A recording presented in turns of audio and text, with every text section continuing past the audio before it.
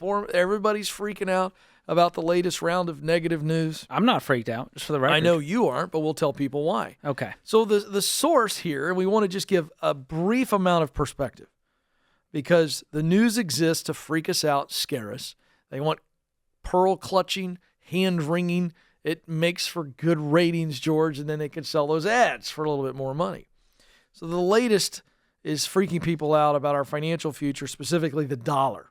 All right, so you've got, Putin, Vladimir Putin, Mr. Russia over there, and you got Xi Jinping, who is the Chinese premier, and now they're hanging out.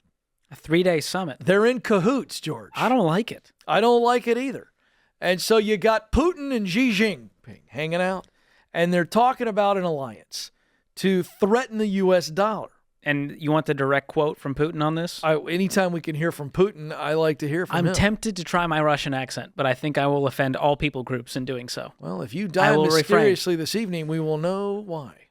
Okay, I so badly want to do it. I'm so nervous. Just do it. It's an entertainment show. We are in show. favor of using the Chinese yuan for settlements between Russia and the countries of Asia, Africa, and Latin America. What are you? He's watched too many James Bond movies, but I will applaud for that. That's pretty good. So there's the quote. He's saying basically they want to switch from the dominant dollar. Oh, sure. And move to the Chinese yuan. Yeah. So which could hurt America, obviously. So you've got two schools of thought when you see news like this, right? You can go out on the internet and you can see a whole line of articles and opinions saying this is really scary.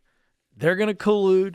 They're going to knock the dollar out, and they're going to take all of our savings. It's just going to be an absolute disaster. And then on the other side, you got just as many experts and economists and people going, you know what? If that were to happen, it would take a very, very long time. China can't do it. They won't do it because they own most of our debt, which that part is true. So the point we're making here is we're not taking a position on one way or the other, and we're certainly not going to predict doomsday, okay? What we are going to say is you can control certain things. And you not having debt, let's start there, George, is a good thing. Oh, absolutely. So let's talk about the consequences if this ever were to happen, which, by the way, we've got an MSN piece here saying plans by Russia and China to challenge the dollar on the world stage are going nowhere. Experts say Russia's fragile economy and China's capital controls make both of their currencies less appealing. If that gives you any peace. Right. Now, let's talk about some of the consequences if the U.S. were to lose its world reserve currency status. So firstly, the value of the dollar would likely decrease, which leads to higher inflation. Nobody wants that. And even higher interest rates. Right. Now, here's the interesting part. If you get out of debt and you no longer need to borrow money, interest rates don't affect you as much, do they? Right. Now, so that's why you're saying get out of debt. Yeah. And I do want to point out, though, George, because this is real, if the dollar were to be devalued because it was no longer the reserve currency, your dollars would become pennies. Now, that is a real, now again, whether or not this happens or not, but it's not just the interest rates, everything else. It's the value of your money would decrease. Where it's now $38 to get a gallon of milk. That's a scary scenario. That's real terms right there, where you think inflation is high now. Okay, so, this is a tenuous idea. What could happen could really freak you out. Oh, absolutely. So again, back to the way we teach in our lifestyle, right? So if you've learned to control your expenses, but this is, by the way, George, you got to be careful here. I got to bring this up. This is the kind of stuff that doomsday preppers, they really jump on. They're like, you got to have 400 cans of green beans.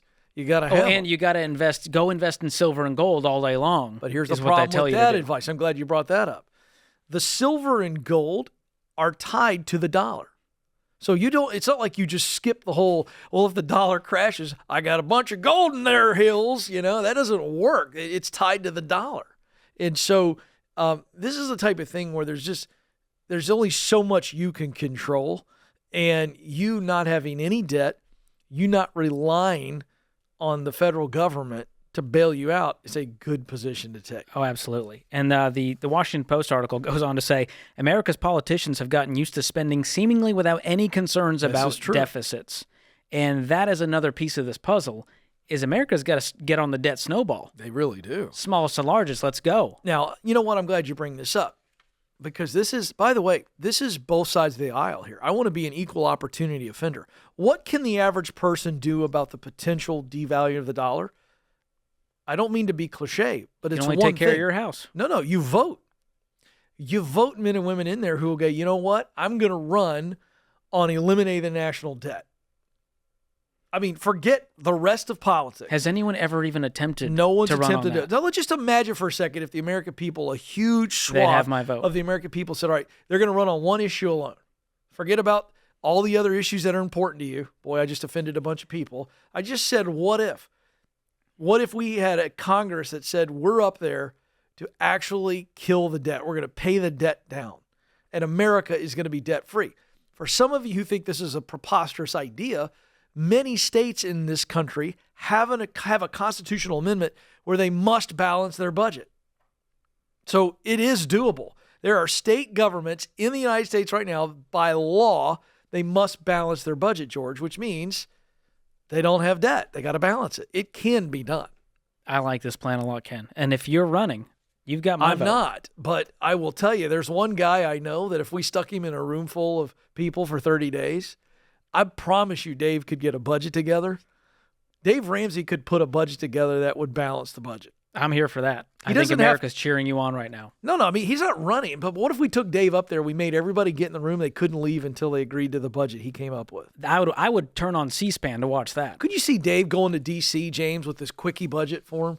All right, America, we're going to do the quickie budget here, and then we're going to work through this. In 90 days, we're using every dollar. We're going to get the federal budget balanced. That's an insane asylum for Dave to have to be in that room with those people for 30 days. I don't know if he'd survive. Yeah, he would, because no one else could talk. He'd love it. He would just That's tell fair. them how it's going to be. Give Dave the mic, only his mic stays Boom, on. he's got scissors, he's got the chain, he's got everything. It's all his props. Here's what we're doing. We're not leaving until we balance the budget so we can pay off the federal debt. It's the world's greatest debt snowball. I love it. Well, hey, I'm sleeping easy at night. I'm not freaked out about this. You shouldn't be either. Focus on what you can control, which is your life, your money, your house. It's that simple.